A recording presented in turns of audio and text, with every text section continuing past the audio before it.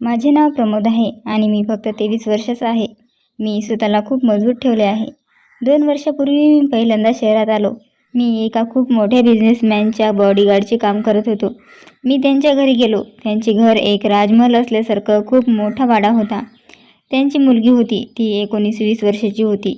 त्यांची एक खूप सुंदर बायको होती.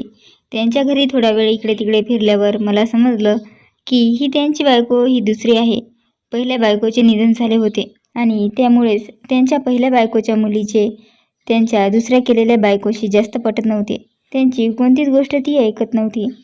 किती वेळेस माझ्यासमोर त्या दोघींमध्ये भांडण होत होते. आता मी घरामध्ये आलो होतो तर बॉडीगार्ड म्हणूनच राहत होतो. मला त्यांच्या मुलीची कोणतीच गोष्ट पसंत येत नव्हती. ती मला गाडी चालवायला सांगायची. कधीकधी मी त्यांच्या घरातला नोकर असल्यासारखा माझ्यासोबत व्यवहार करायचे आणि मी जर गाडी चालवायला नको म्हटलं तेव्हा ती पप्पांना सांगून तुला नोकरीवरून काढून टाकून देईल अशी मला धमकीसुद्धा द्यायची. त्यामुळे मी जास्त गोष्टी काही मनावर घेत नव्हतो.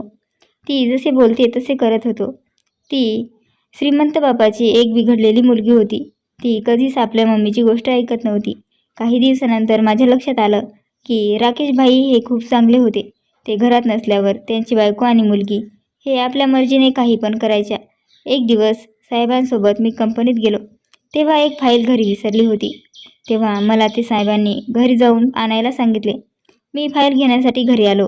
मी घरामध्ये जाऊन फाईल शोधत होतो. तेव्हा त्यांची मुलगी माझ्याकडे आली आणि म्हणू लागली, माझ्याकडे ये. मी तिला म्हणू लागलो, मला अर्जंट फाईल घेऊन जायचं आहे, आलोच. मी तिला म्हणू लागलो.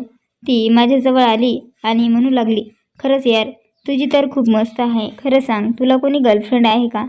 मी जागेवरच थंडगार पडलो. मी तिला म्हणू लागलो की असं काय विचारतात मालकीन. ती माझ्याजवळ आली आणि मला म्हणू लागली, तुझं लग्न झालेलं आहे का? मला खूप भीती वाटत होती. ती माझ्याजवळ येत होती आणि ही गोष्ट जर मालकांना कळाली असती तर त्यांनी मला नोकरीवरून काढून टाकलं असतं. मी खूप घाबरलो होतो. मी तिला म्हणू लागलो, मालकाने मला लवकरात लवकर कंपनीत बोलवलं आहे. मी एवढे बोलून तिथून निघण्याचा खूप प्रयत्न करत होतो. मालक म्हणजे कधीकधी बाहेर विदेशी पण जायचे. तेव्हा घरी जाऊन कोण काय करत आहे हे बघ म्हणून मला सांगायचे. जास्त त्यांच्या मुलीबद्दलच मला ते बोलायचे. पण ती मुलगी कोणाचंच ऐकत नव्हती. मग नंतर त्या दिवशी ती मला म्हणू लागली की तू मला आताच्या आत्ता खुश कर. मी तिथून निघण्याचा प्रयत्न करत होतो. ती मला न सोडता माझे बटन काढायला लागली होती. मी तिला थांबवण्याचा प्रयत्न करत होतो. मी तिला म्हणू लागलो की तू माझ्यापेक्षा खूप लहान आहे. पण ती स्वतःच असं करू लागली. थोड्या वेळाने काम करून झाल्यावर ती मला म्हणाली, बघितलं, कळाला का कोणाला? तुझ्यासारखी माझी कॉलेजमध्ये 4 आहेत आणि याबाबत तू जास्त विचारही करू नकोस. मी अशीच आहे. मला हे करायला खूप आवडते. मी तिच्याकडे खूप हैराण होऊन पाहत होतो. ती खूप जिद्दी होती. पण तिचं खरं रूप मी आज पाहिलं होतं.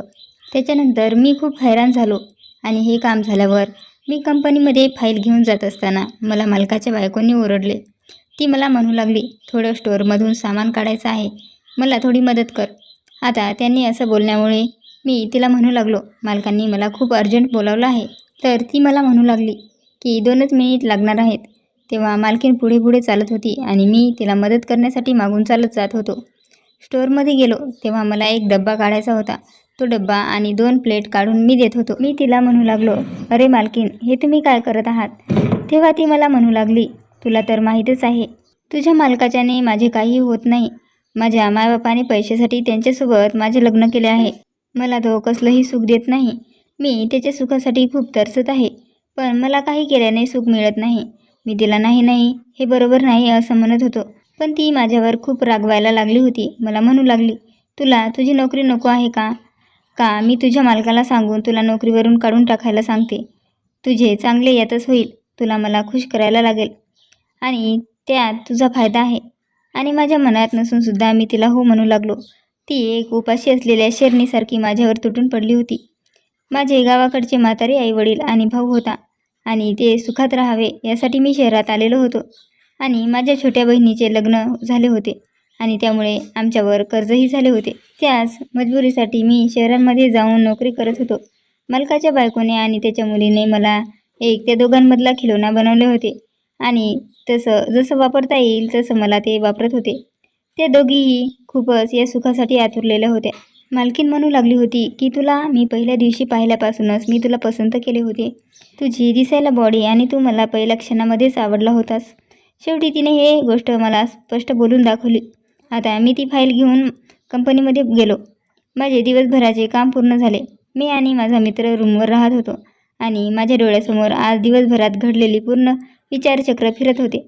तेव्हा ती गोष्ट मी माझ्या मित्राला सांगितली. तेव्हा माझा मित्र मला म्हणू लागला, या गोष्टीसाठी किती लोक आणि किती प्रयत्न करतात.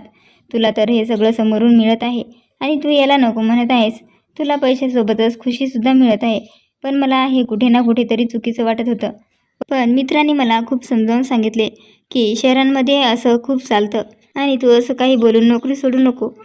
ती जसं म्हणतात तसं आणि त्यांच्या म्हणण्यानुसार तू राहा. आणि मी माझ्या मित्रांनी सांगितल्याप्रमाणे वागायला चालू केलं होतं. माझ्या या गोष्टीमुळे मालक खुश होते. मालकाची मुलगी खुश होती आणि सोबत त्यांची बायकोसुद्धा खुश होती. हे सर्व खुश आणि आनंदामध्ये चालू होतं. कोणत्या गोष्टीचा त्रास नव्हता आणि मी असं करत करत पूर्ण त्यांच्यामध्ये मिसळून गेलो होतो. एक दिवस मालकाला मोठ्या पार्टीमध्ये जायचं होतं आणि सोबत त्यांची मुलगी आणि त्यांची बायकोसुद्धा येणार होती. त्यांच्या मुलीचा पार्टीमध्ये जाण्यासाठी मूड नव्हता. तिने दुसराच काहीतरी वेगळा प्लॅन ठरवलेला होता. तेव्हा ती तब्येत ठीक नाही म्हणून ती घरी राहिली. मी मालक आणि त्यांची बायको पार्टीमध्ये गेलो. पार्टी रात्री खूप उशिरापर्यंत चालली. तेव्हा मालकिनीने डोकं दुखत आहे म्हणून नाटक केले. तेव्हा मालकाला घेऊन आणि मालकिनीला घेऊन मी घरी आलो तेव्हा घराचा दरवाजा आतून बंद होता. दरवाजा खूप वाजवला पण दरवाजा कोणीच उघडत नव्हते. तेव्हा मालकांनी मला दरवाजा तोडायला सांगितलं. मी दरवाजा जोराचा धक्का दिला तेव्हा मालकाची मुलगी आणि तिच्यासोबत मित्र होते. ते खूप मजा करत होते आणि मालकाला त्यांची मुलगी समोर अशा अवस्थेमध्ये दिसली. त्यामुळे मालकाला खूप राग आला. ते तिला खूप जोराने बोलू लागले. तिच्या तोंडातून एकही शब्द निघत नव्हता आणि 1.5 वर्षानंतर मालकांनी मुलीचे लग्न केले. आता मुलीचे लग्न झाल्यावर घरामध्ये फक्त मालकीणच होती. त्यामुळे ती आता खूप धड झालेली होती. तिला जेव्हा वाटेल तेव्हा ती मला घरी बोलवून घ्यायची. मालक तिला कधीही आपल्या माहेरी पाठवायचे नाहीत. माझ्यावर माझ्या बहिणीच्या लग्नाचे कर्ज होते म्हणून मी त्यांना साथ देत गेलो. पण आता माझे सर्व कर्ज फेडले आहे आणि मी ती नोकरी सोडून दिली आणि दुसरी नोकरी पकडली. त्यांनी मला त्या घरामध्ये असताना खूप सुख दिलं आणि मीही त्यांना त्या बदल्यात भरभरून सुख दिलं होतं. तर मित्रांनो, कशी वाटली आजची कथा? आवडली असेल तर लाईक आणि शेअर करा. अशाच नवनवीन कथा ऐकण्यासाठी माझ्या चॅनलला सबस्क्राईब करा.